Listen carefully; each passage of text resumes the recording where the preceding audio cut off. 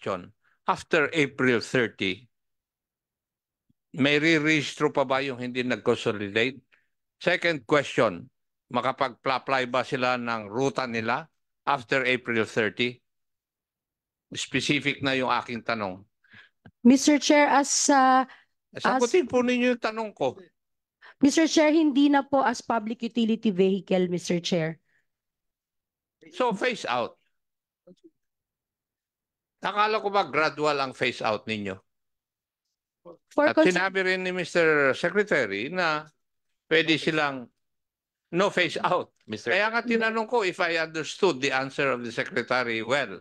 Mr. Chair, that is why the Secretary is explaining that the industry consolidation component. And then, kung hindi po magko-consolidate, no, ay hindi na po marirenew yung kanilang franchise individually. Mr. Secretary, I think parang ang hirap pong tanggapin yung sinasabi po ninyo eh. Kasi parang, well, we are encouraging our community, our Filipino people to be more entrepreneur.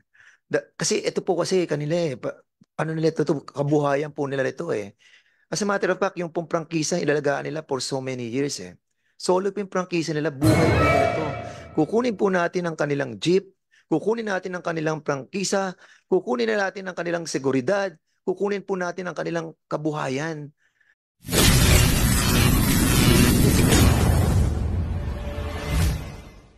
I think we invited a representative from Forland,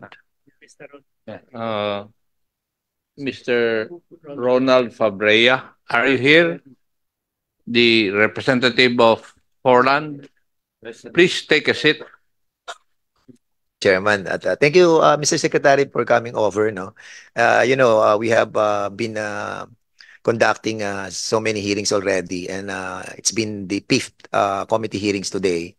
And of course, without the head of the department, we will be in the gray area, no. And now that you have been here, no, and can we possibly ask if you have this luxury to tell us or share to us, no, with us the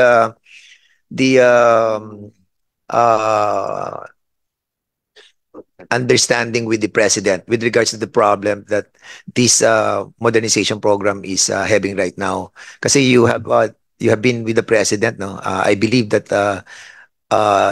you were invited by the president in Malacanang. So can we possibly know the outcome or the totality, or if not the totality, can you share something with us, sir? Thank you, Your Honor, Mr. Chairman. No? The PUB modernization program that was started in 2017 by the previous government was also presented to the president. No? And he is very much aware of the objectives, no? The major components, no? And I told him that one of the most and the first component that we need to implement is the consolidation. No? And he is very much aware of the benefits of the consolidation. And he is supporting the program. He directed us to continue the consolidation component of this program. No? The last meeting that we had was in December, no? Because we set that deadline December 31, no? That was with the OTR, no? And he said, yeah, he agrees that we'll have that December 31, and that's the reason why we were firm in telling the transport group that deadline for consolidation is December 31. No? Last week or a few weeks ago, I discussed with him the issues, no? Because we know that the consolidation rate is already 76% nationwide. No? Although here in Metro Manila and NCR, it's a little over 50%. Yeah. So I told him that there are transport leaders talking to me, asking if we can extend the deadline, no? Because apparently they were not able to meet the December 31 deadline, but they are willing to comply with the consolidation requirement, no?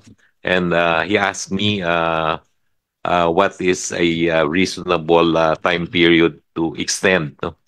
And I told him that we can extend it up to April 30, and hopefully we can get maybe another 10%, no? And with an 86 or 85% consolidation rate, we think that we can implement this program successfully, no? The study, which was conducted by the previous government, does not require even a 75% consolidation, no? With 65% consolidation, the PUB modernization program can be implemented, no? I told that to the president, no? But he said, let's give chance to those who are willing to support the program. And this is the reason why we extended it up to April 30. No? For those who will not support, it's really up to them. But we know that there are still some groups who are willing to comply with the consolidation component of this PUB modernization program. Mr. Secretary, was the president aware as well that the rationalization of the route in the different parts of the country is the primordial consideration, considering that in the line of the components that you have mentioned in your program, number 2 po yung rationalization. And in accordance with the report as well that we have gotten, 10% pa lang po yung ating pong rationalization. And kaya po tayo nagkakaproblema because nauna po yung consolidation, naka 76% na po tayo, while yung rationalization, nakaka 10% pa lang po tayo. And that's the reason para po bang, nauna yung itlog sa manok eh. Were the president aware that the rationalization is 10% pa lang? Yes, he is very much aware. We have presented to him those LGUs that already that were able to complete the LTPRP. No, there are already LGUs that also have submitted LTPRPs, but we still need to do the validation. No, alam niyo po yung LTPRP, we will need the support of the LGUs. No. There are many LGUs that are not giving attention, no? And kung hihintayin po natin yung lahat ng LGUs to submit the LPTRPs, hindi po natin may implement agad itong program na to, no? Pero sige po, alam niyo po itong program na to, it will take maybe 6 to 8 years to implement, no? Uulitin ko, wala pong phase out ng old jeepneys, no? Ang unang gagawin lang natin ay magko-consolidate tayo to make the operations of the group efficient, no? Magkakaroon po ng fleet management, magkakaroon ng tamang dispatch, no? Magkakaroon po ng compliance to international standards in terms of best practices, no? And pag nagawa po natin to, even with yung mga old jeepneys, as long as these are roadworthy, is we can still provide comfortable, accessible, safe, secured, and affordable travel experience. No, yun pong pagpapalit ng mga units, susunod po yan. No, siguro I would like to share with you an experience that I had last week. No? We visited General Santos City. No? Sa General Santos po, 100% consolidation. No? Ang modernized jeepney po nila ay napakarami na. Meron silang electric jeepneys. Meron silang jeepneys with Euro 4, Euro 5 engines. No? Maganda yung fleet management system. No? But And Mr. Secretary, kung maputo lang po pa kayo para hindi ako mawala dun sa sinabi po ninyo. Before I yield back to the good chairman. Sir, dun sa sinasabi po ninyo, have they been complying with the route rationalization? meron po, Meron. That's a problem po, Mr. Secretary. LTPRP po ang Yes. General Santos. And I think that's what the problem lies, no? Kung meron silang kumpleto, nagiging successful po yung consolidation nila dahil meron na pong route plan. Pero pag walang route plan, tapos may consolidation na tayo, that the problem arises. Alam niyo po yung mga ruta, there are existing routes, no? Yun pong rationalization ay titingnan natin how to improve it, no? So even wala po yung LTPRP, merong available na routes, no? And yung ruta na yan ay pwedeng mag-operate itong mga modernized Sige, jeepneys. before I continue my line of questioning, I yield back to Your Honor, may our I, chairman. Yes, sir. following your line of questioning, did I hear you right, Mr. Secretary, that you are not going to phase out the traditional jeepneys? As long meron po tayong period to phase out po, ano. Unang-una under dun sa ating franchising guidelines, no. Kailangan po bago ma-phase out yan ay meron na tayong approved LTPRP, no. So hangga't wala yung LTPRP, hindi natin mape-phase out yung mga jeepney na yan. We'll allow them to operate as long as these jeepneys are roadworthy, no? Yes, I asked that question, Mr. Secretary, dahil may mga cooperative na awarded supposed to be 60 units pero ang naibigay lang ng bangko ay 15 units. So ano ang gagamitin na sasakyan? Maybe there's a logic behind. Pabayaan muna natin yung sinabi nga po ninyo na hindi i-phase out yung traditional jeepneys. But the problem is, there was an issue nung last hearing na hindi i-rehistro itong mga jeepneys na ito. Hindi consolidated. Pag hindi consolidated. That issue was brought out in the last hearing. Diba? Sinabi nga ninyo, after April 30, when the deadline for consolidation ends, hindi na nga pwedeng i-rehistro, hindi na pwedeng tumakbo yung hindi nag-consolidate. Now, what is the stand now, the DOTR, dito sa issue na ito? Kasi nag-iiba eh.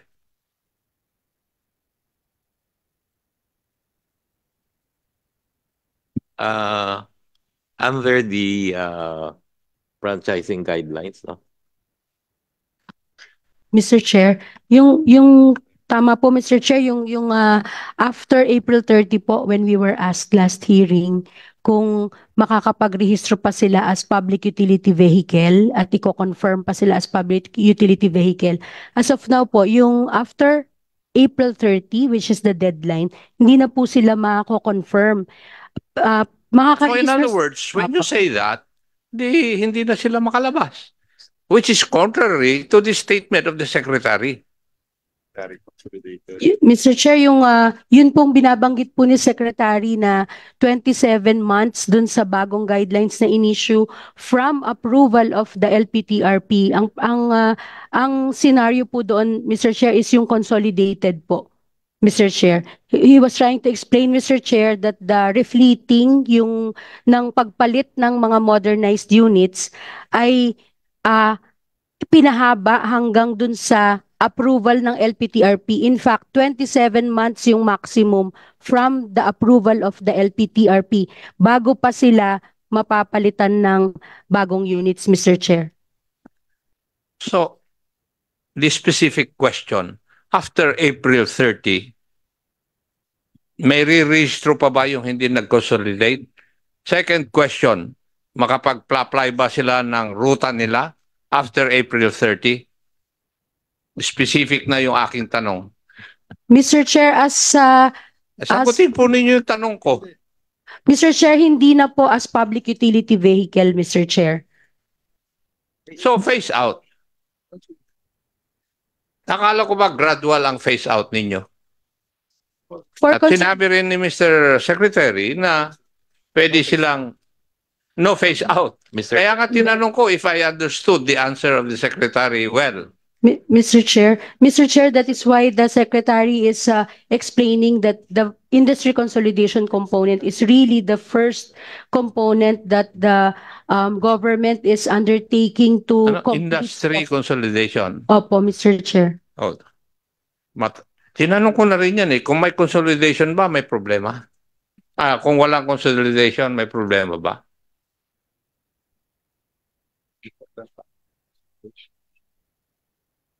Bakit natahimik kayo? Kasi as Madam Stella Kimbo stated in the last hearing, if I remember it right, di ba tinanong ko na Yuse Quebra, yung consolidation, would it mean consolidation of franchises or consolidation of the operations of the public utility vehicles? Both. Mr. Chair. Now, are you the one supposed to answer that, or Yuse Quebra? I brought that out. The Honorable Kimbo brought that out in the last hearing. Sino ang sasagot doon? Mr. Chair, can I answer? Yes, Your Honor. Yung consolidation po is a consolidation of the franchise and operations, no? So ang sinasabi po natin, no, deadline for consolidation is April 30, no? If the consolidation is implemented, no, yun pong franchise will be transferred to the cooperative or to the corporation, no? And then kung hindi po magko-consolidate, no, ay hindi na po marirenew yung kanilang franchise individually. Mr. Secretary, I think parang ang hirap pong tanggapin yung sinasabi po ninyo eh. Kasi parang, well, we are encouraging our community, our Filipino people to be more entrepreneur. Kasi ito po kasi kanila eh, ano nila ito, kabuhayan po nila ito eh. As a matter of fact, yung pong prangkisa ilalagaan nila for so many years eh. Solo po yung prangkisa nila, buhay po nila to. Kukunin po natin ang kanilang jeep, kukunin natin ang kanilang prangkisa, kukunin natin ang kanilang seguridad, kukunin po natin ang kanilang kabuhayan. And these corporations, yung mga corporation, mayayaman na po yan. But these people are so poor na doon po na sila umaasa sa kanila pong jeep, sa kanilang prangkisa, pero kukunin po natin sa kanila. And what we are expecting sana, dahil nga akala po namin na yung pong April or March 22 deadline will be in favor of non-consolidation. As a matter of fact, si Mr. Speaker po, nagsalita siya na dapat po ang consolidation will be optional. And when we have spoken with the Speaker, he told us that he's going to speak with the President. Nasa media po yan eh. And now that we are realizing that the consolidation ay yung po ang magiging deadline, eh para po bang sinaksak na naman po kami sa likod nito? Kawawa po yung mga tao, Mr. Secretary. And I believe na dapat po ang consolidation is optional. And as a matter of fact, Mr. Chairman, if I may, allow me, kasi po ang because ang ating pong fundamental aim ng ating pong programa is to be more safe, efficient, reliant, convenient, affordable, and climate change protected, sustainable environmentally. Di ba yun ang sinasabi ng programa natin? Yes. Di ba? At kung titignan natin doon sa tema ng affordable, parang talon-talo na po yung ating pong mga kooperatiba, yung ating pong mga drivers. Dahil ang nangyari po, Mr. Secretary, wala po tayong naganap na bidding dito. At yun ang sinasabi po ni Congressman Joey Salceda when we have a third hearing. Bakit walang auction, walang bidding?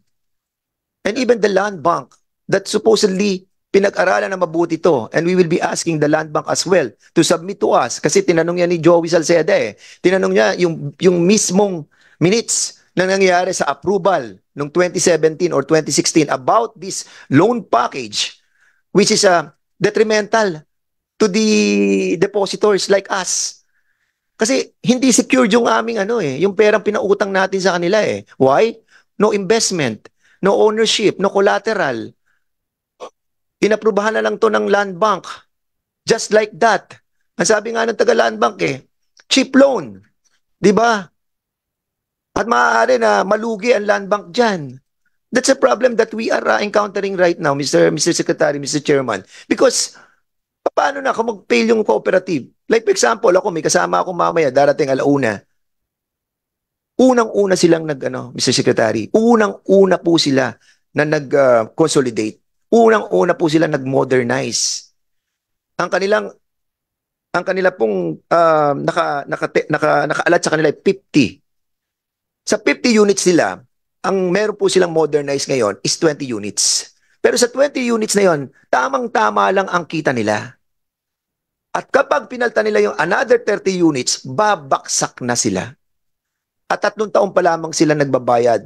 At ang sinasabi nga nila, they cannot maintain already in accordance with their preventive maintenance services, hindi na rin sila makakope up sa binabayad nila. Unlike before, na yung ating pong mga jeep, mga utility vehicle owned by the different drivers. They are maintaining their own vehicle. Ang feeling nila, negosyo na nila to sarili na lang negosyo Kinuha natin sa kanila, isinama natin sa korporasyon na may kanya-kanyang interes.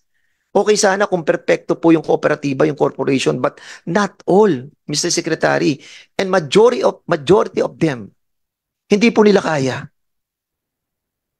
Yung pagpapautang, isa pa pong problema dito, Mr. Chairman, Mr. Secretary, before I ask the land bank, saka yung DNR. Kasi according sa statistics, Mr. Chairman, na nakuha ko po, ang number 1 na nagko-contribute, kasi ang isang premise natin yung climate change, di ba? Ito ang isa sa programa natin. Bakit natin tayo nag-modernize? Because we wanted to contribute doon sa tinatawag nating carbon credits at the same time, mabawasan yung ating pong carbon monoxide saka sulfuric content ng ating pong gas emission. Tama, correct. Magtutulong-tulong po tayo doon. And as a matter of fact, kung titingnan mo mga pollutants natin sa buong Pilipinas at sa buong mundo, ang number 1 nagko-contribute dito ay yung electricity and heat production. Number 1 sila, 25%. Agriculture, forestry, and other land use, 24% sila. Industry, yung mga industry natin dito na marami, 21% sila. Ang transportation is only 14% ang contribution niya pagdating sa climate change. Now, sa 14% na yan, so sa gas consumption natin, dito sa Pilipinas, ito statistics to dito ginawa to Petrol, gas. Ang kinocontribute niya, 73% sa gas consumption. Electric, 11%. Hybrid, 8%. Sa diesel, 6.4%. At sa 6.4% na yan, yung ating mga drivers na nag-aari ng mga jeep, ang number 1 pa dyan, yung private cars, 1.27 million. Ang tricycle, motorcycle, yung mga bokyo, 8.4 million sila. Ang jeeps, 146,000 lang tayo. And according sa LTFRB, nabawasan pa to. Yung 146,000 dahil nag-consolidate tayo. In other words, Mr. Chairman, Mr. Secretary, yung contribution ng jeepney na binabanggit natin doon sa gas emission, na siyang fundamental aim ng ating programa, ay hindi po tayo nagmamatch. Unahin po natin yung mga private cars, unahin po natin yung mga hybrid, unahin po natin yung mga ibang industry, yung ating pong mga jet fuel ng ating mga eroplano, yung ating mga sea cargo na nagko-contribute sa ating pong pollution. Why not focus on them? These drivers owned that property, that vehicle, that franchise. Kinuha natin. That is the main problem that is not being solved by your fundamental aim to resolve the safety, efficiency, reliability, affordability, problema natin. And most especially, yung tinatawag po ninyong climate change free. Yung tinatawag natin climate friendly. So Mr. Secretary, yung po ang tanong ko, ang liit na porsyento po na kinocontribute nung ating pong mga jeepney. Why focus on this? Ang dami pong sasakyan. Huwag yung maliit na kabuhayan ng ating mga kababayan. Yun po sana ang gusto namin malaman, Mr. Secretary. And I think the President is not being given this right statistics. Statistics po to. 6.46% ang diesel sa consumption ng ating oil.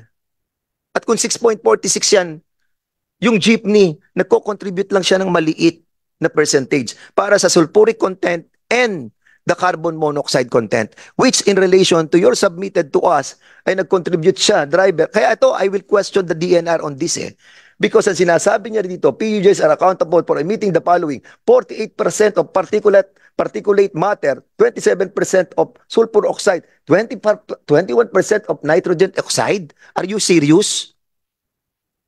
Or you are just deceiving all of us just to protect others? Yung Euro 4, Mr. Secretary, obsolete na po yun. Euro 7 na po tayo. And according sa Euro 4, which is 1 gram per kilometer, yung Euro 7 is 0.50 milligrams per kilometer na. Why nandun pa rin tayo sa Euro 4? Ang binibigyan natin ng registration. Bakit sila pa rin ang binibigyan natin sa DNR, sa EMB, nang ina-accredit natin? Sila lang. Because they are junk, cheap, and then ibabasura sa atin? Why not upgrade in accordance with the Republic Act 8749 every 2 years? Ang sinasabi sa batas, every 2 years, the department shall revise and publish the standards every 2 years or as the need arises. 2016 pa tayo, inaprubahan natin, sinabi natin Euro 4. Dahil siya ay nag-emit lang not more than 1 gram per kilometer. Dito, sinasabi ng batas, kada 2 taon. Bakit hindi nyo upgrade at hindi nyo sundan ang Republic Act 8749, yung Philippine Clean Air Act? Yun ang tanong ko, Mr. Secretary. Pwede pong sumagot, Mr. Chair. Alam niyo po, yung requirement na Euro 4 po is just an option, no? In fact, mas gusto nga namin yung mas efficient na engine, no? And even electric vehicles, no? So ang minimum po is Euro 4, but yung Euro 5, Euro 6, Euro 7 and electric vehicles are more welcome. Yeah, exactly, Mr. Chairman, Mr. Secretary. Kung talagang welcome po yun, aside from Euro 4, why not direct, I mean, hindi na po kayo, DNR, pero dapat nag-ano po kayo, nag-consolidate kayo ng mga policy. Why not put in the policy ng DNR na hindi lang Euro 4 and even rehabilitation of the engines? Kasi ang titingnan natin po na ang problema po natin ay yung contribution ng gas emission sa climate. Bakit natin pakikialaman ng chassis? Bakit natin pakikialaman ng design ng sasakyan? Di ba dapat yung engine lang? And there are those additives na very successful. I have watched all the YouTubes, no? Ang dami, DMX, STP, SBL, LBX from Singapore, na kapag nilagay mo doon, hindi na siya nagpo-produce ng carbon emission, hindi na siya yung kanyang piston hindi na what do you call that? Naggaganyan at nagbubuo siya ng carbon na nilalabas ng usok. Hindi na. Why not try to make it more simple for the drivers? Kahit dyan muna sa drivers kasi ilan lang sila. Bigyan natin yung mga malalaking company dito na nagko-contribute ng pollution, ng pollutants. Sino-sino yan mga yan? Ang dami mga industry. Ang dami mga car manufacturing. Ang dami yung mga tricycle na manufacturing company. Why focus on the drivers ng jeepney? Yun lang po yung aming katanungan, Mr. Secretary, kasi kami po yung nasa ground Ang mga congressman ito pupunta sa kanilang distrito, pupunta-puntahan sila ng kanilang mga drivers. Ito ang sinasabi nila. Kukunin ng aming jeep. Hindi kami paparehistro. Hindi kami paparehistro hanggang hindi kami consolidated. Mawawala ang aming jeep, mawawala ang aming prangkisa, magugutom kami. Ano ang gagawin mo sa amin? Congressman, pag nagutom ang aking mga anak, papatay ako. Hindi ba tayo natatakot sa repercussion? I'm not kidding. I'm not kidding. Sinabi sa akin to. Kaya nakakatakot sa amin. Nagpasalamat kami na na-stop to. But unfortunately, kung consolidation din lang ang pinag-uusapan po natin, magkakaroon pa rin po tayo ng problema. Mr. Chair. Mr. Chair. Thank you, Your Honor. Before we proceed, please allow me to acknowledge the presence of the Honorable Franz Castro, one of our deputy minority leader and representing ACT Teachers Party List. Doon po sa kwan ni Dan Fernandez, yung what was your stand, Mr. Secretary, sa Euro 4 engines na optional? Your Honor, yung Euro 4 po is the minimum po. The minimum. Kasi from the previous hearing, ito po yung stumbling block or obstacle para po dun sa ating local manufacturers like Sarao and Francisco para po makakuha sila ng units. Kasi according to them, nahihirapan sila na mag-import ng Euro 4 engines. And that is why, if you look around 2017, wala kayong makitang maraming modernized na jeepney talaga. Minibuses ang jeepney na natin ngayon, Mr. Secretary.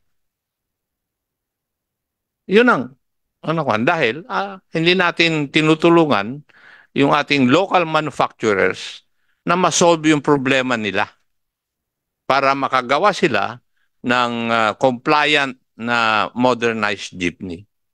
We have never lent a hand to these local manufacturers when in fact, this government should do that first.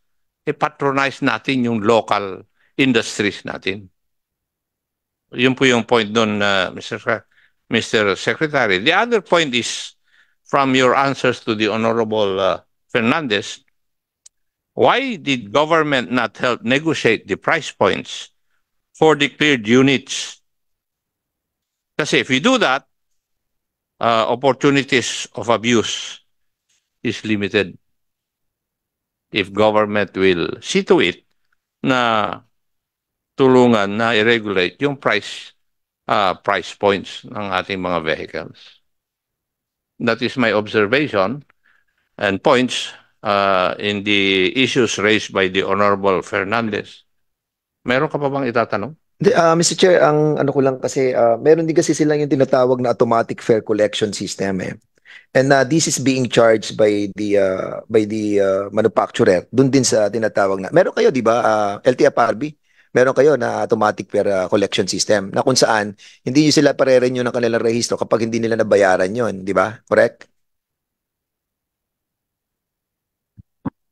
Yun yung yung tinatawag nating na kapag papasok ka ng ng jeep or ng kanilang vehicle, beep o kaya yung parang tinatawag na PiliPay o yung tinatawag na Innovate, di ba? May mga ganun, di ba? Pag nag-modernize. Ang problem dito kasi hindi naman all the way yung pupuntahan nila may internet. 'Di ba? Pagpasok mo sa paano mo monitor din 'yon? Kasi nagbayad na sila eh. Yung ating mga units, ang isang mga cooperative na nakausap ko 1.2 million ang binayaran nila para lamang doon sa sistemang 'yon. But ang problem is hindi lahat nagagawa 'yon. Yung sasakyan kapag pumunta ka sa walang internet, magma-malfunction na 'yon. So, how can you address that kind of problem, LTFRB? Mr. Chair, yung pong AFCS, yung system po nung automatic fare collection, nire-require po natin yan pagka nag-modernize na po yung unit, Mr. Chair. And tama po kayo doon sa challenge or limitation ng internet connectivity sa mga lugar So, how na do you address that? meron po kaming naiano na ba natin? Nailabas na. Secretary, tapusin ko na yung issue yun, no? Kasi para kasing, I think that kind of system can be applicable only on a mass transport system. Pagdating dito sa mga separate na ganito, dapat hindi na natin sila kino-complain ng ganyan because we all know that this is being abused as well. Dahil, Mr. Secretary, I have encountered some problem with this, yung AFCS, na yung mga taong ginagawa nila, pinupuno din nila yung sasakyan, punong-puno yung kanilang bus na maliit, na ginawa nilang jeep nga. Tapos, hindi nila nagagamit yun, dinadaya lang nila yung mga sarili nila.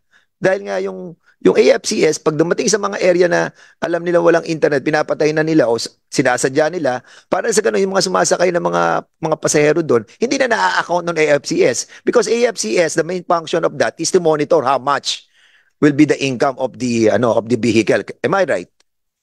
Including, Mr. Chair, the distance traveled, the route, yung tinakbuhan nung ruta nung Oo nga eh. sasakyan. That's a problem eh, LTFRB eh. Imagine you have different units, thousands of units in all over the country. Umiikot na yan, nilalagyan mo ng system na ganyan.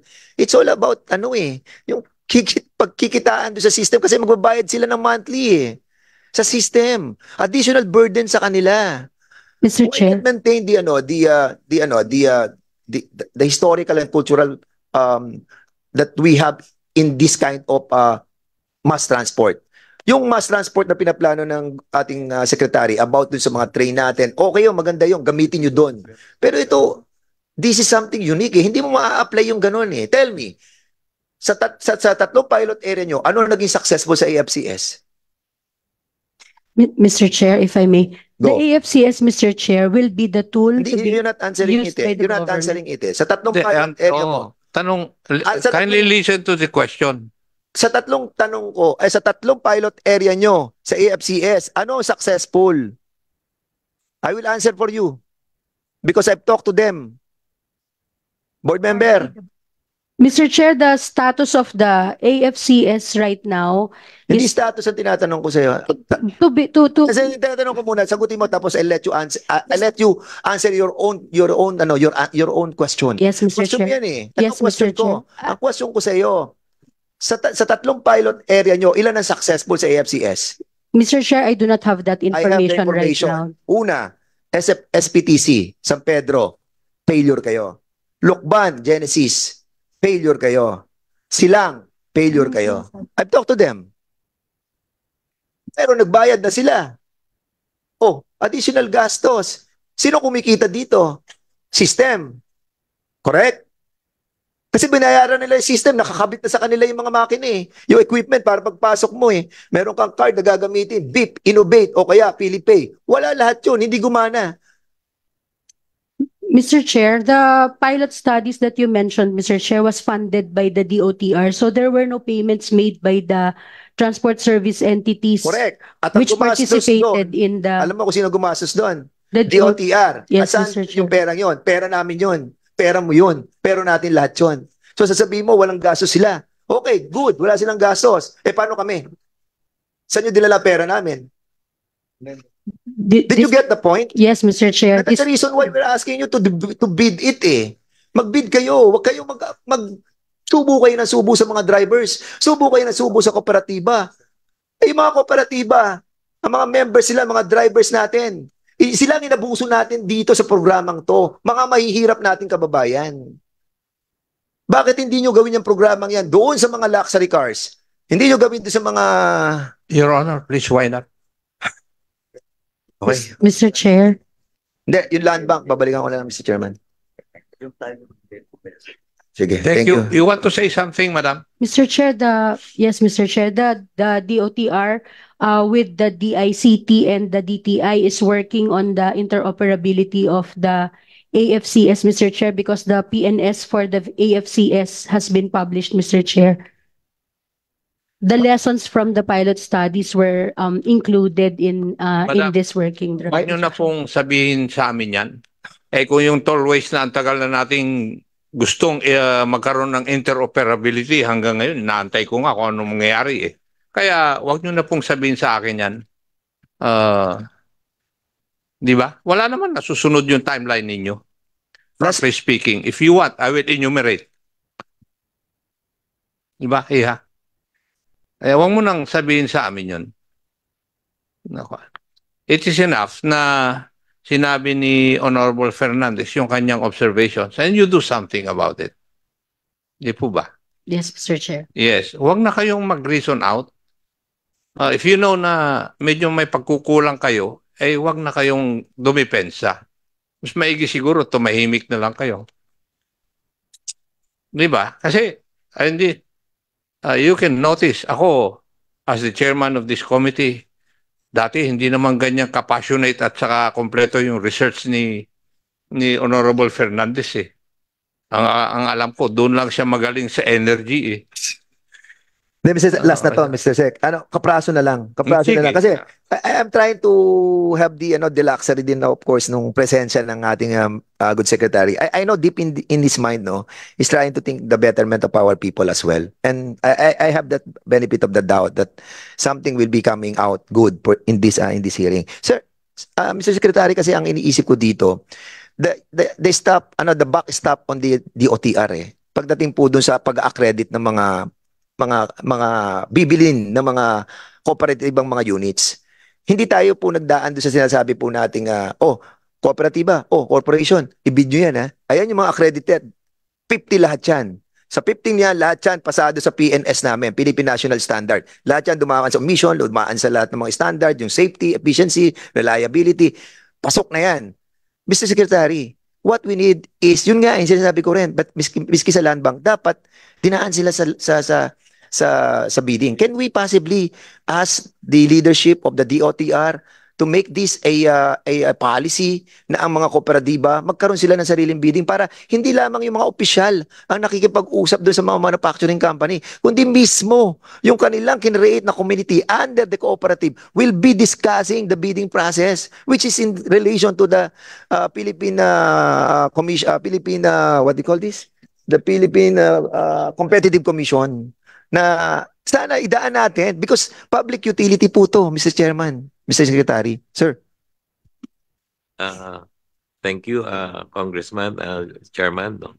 Alam niyo po yung pagbibili ng mga equipment or vehicles is not the responsibility of the OTR. No?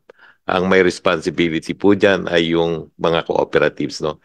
Because cooperatives are the ones who will purchase it. No? Gagamitin nila yung sarili nilang pondo, sarili nilang pera. So dapat yung cooperative ang nagbibid. Sek, meron po tayong pera dun 250 po tayo per unit Pera natin yun Yes, opo. Guarantee po, natin po yun, yung tinatawag na government subsidy. At sa mga tulong po natin yun. Yes, correct tulong po, subsidy. Po natin sa kanila. And that's the reason, why, Mr. Secretary, if I may po, because this is our money. Pera po natin yun. And at the same time, meron silang pera. So it's a joint So is it just just right that we protect the money of the government by having those corporation be mandated or what's this? Susunod po sa atin yan Susunod po yan mga yan. Sasabihin, oy, magbidding kayo. Susunod po yan. Sabihin niyo po lamang. Pero pag hindi natin sinasabi sa kanila na, sige, bahala na kayo mamili. Kanya-kanya po talaga yan. Magkakanya-kanya yan, Mr. Secretary. They will never comply. Because we don't have any concrete policy on how to procure itong mga vehicle. Magkakanya-kanya po yan. And if in doing so, Mr. Secretary, we are inviting corruption. We are inviting corruption because we don't dictate on the policy. Because pera natin to, 280,000 is being given by the government. And it is a loan package that being used by the Land Bank of the Philippines and DPP, which is the money of all the depositors. Pera ng bayan. Your Honor, last na. Kasi yun lang po, Mr. Chairman. Sana po, Mr. Secretary, yung lang po, gusto ko lang po magkaroon ng concrete answer. Can we have a policy na magdaan naman sila sa bidding? If I may respond, Mr. Chair, may I Yes. please have the permission to respond? You ask your secretary if you will be speak for the department. Okay. Mr. Chair, tama naman po yung sinasabi ni Congressman Dan Fernandez, Mr. Chair. For DOTR's part, we are merely complying with the law, Mr. Chair. Because if you look at the procurement law, ang subsidy po does not qualify as a procurement activity. So in as much as galing po sa amin yung subsidy, if we look at the IRR, the batas ng procurement, sinabi ho doon klaro, any subsidy given by the government does not qualify as a procurement activity. So, in a way, hindi mo namin pwedeng pakialaman on how these cooperatives are going to procure those units. But, we also appreciate and see the wisdom po na tama din naman. So, with the Secretary's permission, maybe we can also look into encouraging these cooperatives to adopt a procurement method to get the best offers.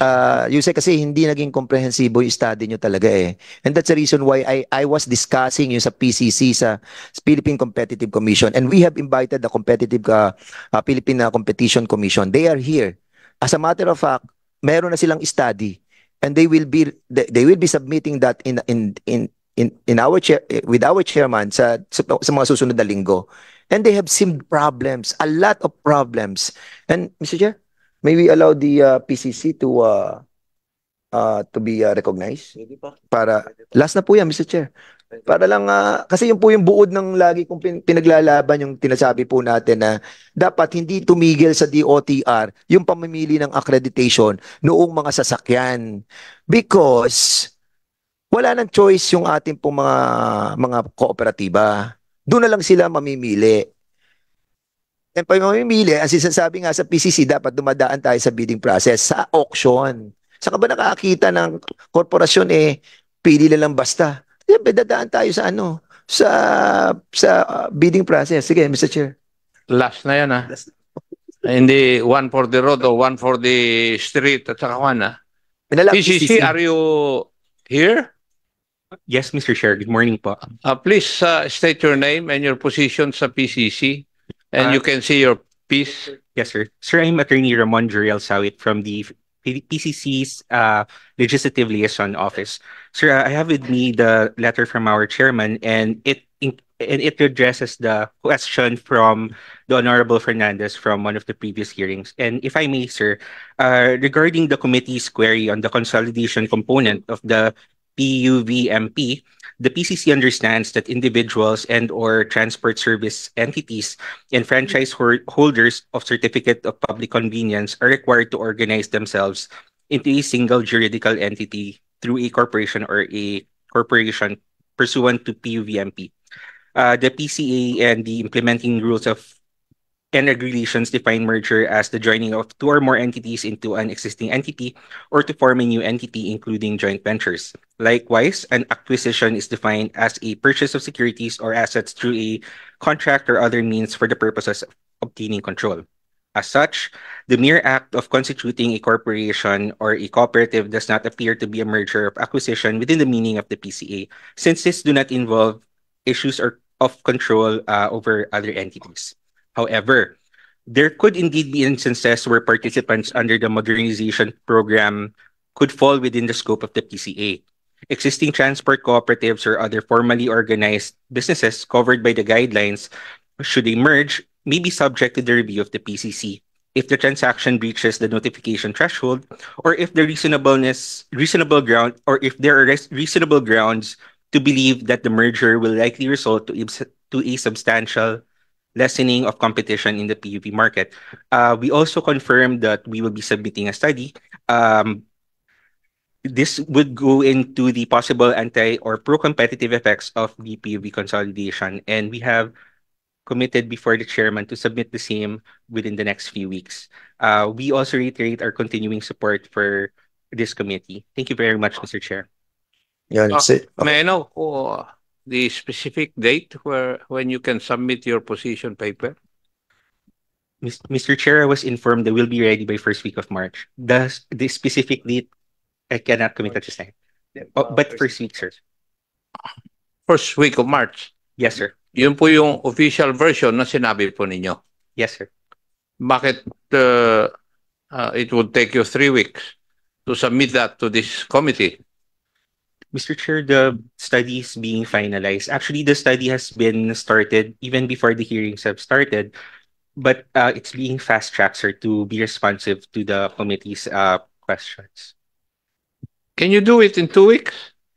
Mr. Chair, I cannot personally commit, but I will relay the same to our chairperson, sir. Yes, thank you. Thank you, sir. Thank you. Mr. Chair, pasensya na po. May I Is it in relation to the Yes. issue? Yes. I'm a former PCC commissioner. Yes. Well, You have the floor, ma'am. yes. Sa tingin ko po, maybe you are missing the point. Simple lang naman po ang aming hinahanap. Tila walang kompetisyon, kaya mataas ang presyo sa dalawang larangan. First is in the actual price of the unit, di ba? So, doon sa kakaunting supplier, bakit ang laki ng range ng prices, di ba? So, 1.6 M hanggang 2.4 million. So, anong meron doon? Meron kayang pagkakasunduan doon sa kakaunting suppliers? Kasi parang meron ka pang sinasabing mergers, acquisitions. Wala po yatang mergers na naganap dito. 'Di ba? Baka ang pwedeng nangyari dito is nagkakaroon ba ng pagkakasunduan dito sa kakaunting supplier. May tacit collusion na, dito lang tayo, itong presyohan. O wag na tayong mag-compete sa presyo. Wag na tayong magpababaan. Baka ganon. Yun ang baka pwede ninyong tignan.